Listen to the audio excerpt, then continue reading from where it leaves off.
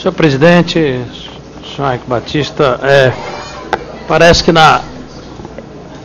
nessa discussão, e é importante, nós não estamos aqui analisando a situação do grupo EBX, mas no que tange a sua relação com o BNDES, que é o objeto dessa CPI. Portanto, eu vou me restringir a essa relação, porque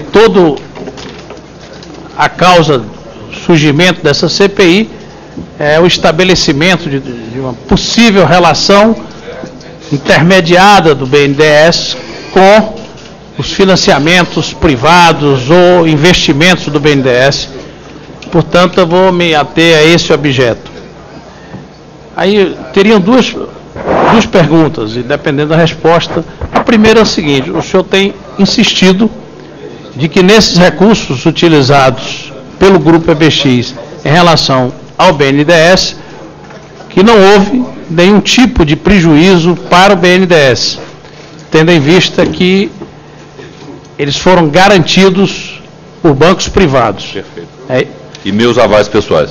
E os avais pessoais. Exatamente. Então, nós não tivemos, portanto, primeira relação é que essa pergunta, porque isso é que nos daria, porque, volto a insistir.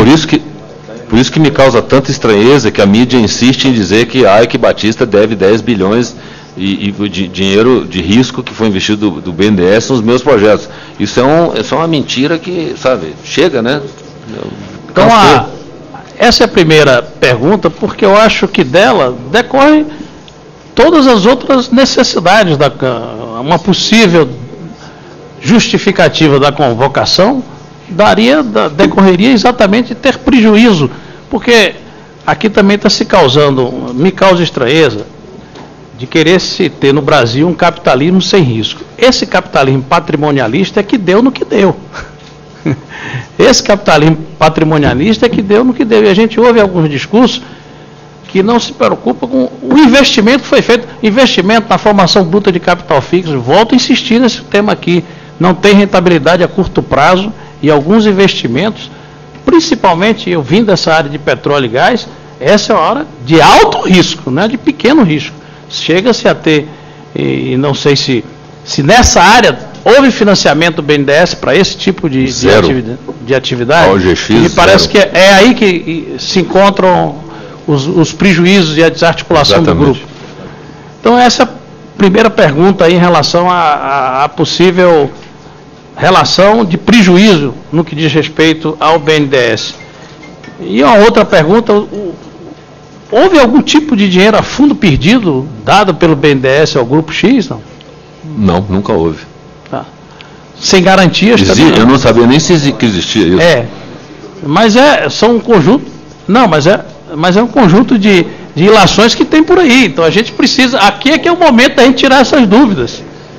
Aqui é o momento da gente tirar essas dúvidas. Excelência, só para mostrar. Por que não? Porque também financiamento de 2 dias, 3 dias, nem em boteco de esquina tem mais isso. Não dá. Então a gente precisa. Porque, na verdade, criou-se um clima de conspiração no Brasil que a gente precisa separar o joio do trigo. Até agora aqui nós não vimos nenhuma ação que colocasse o BNDES na lista de instituições do Brasil envolvidas na corrupção. Nós vimos aqui até agora, cada vez que vem um empresário aqui, nós ficamos cada vez mais identificados. Por exemplo, são criteriosos os empréstimos do BNDES. Reforçam a ideia de que são tão criteriosos os empréstimos, financiamentos e participação do BNDES. É claro que se você tem um BNDES par, ele faz algum tipo de investimento é de risco.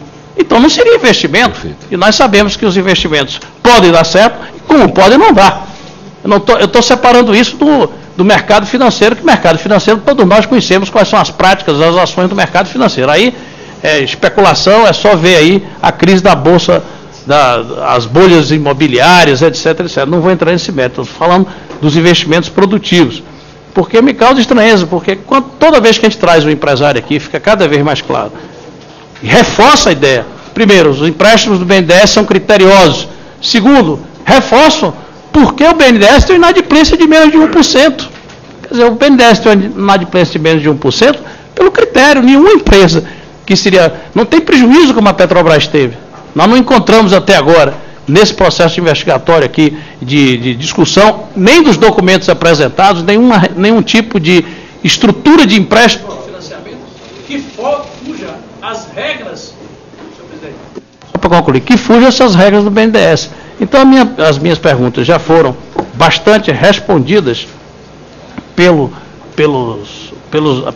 pelas indagações dos outros colegas deputados, e eu queria apenas fazer essa afirmação, porque efetivamente nós precisamos avançar para uma compreensão do que significa investimento de longo prazo.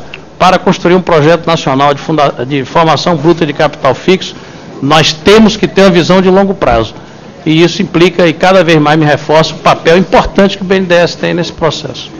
Muito obrigado. Agradeço, deputado.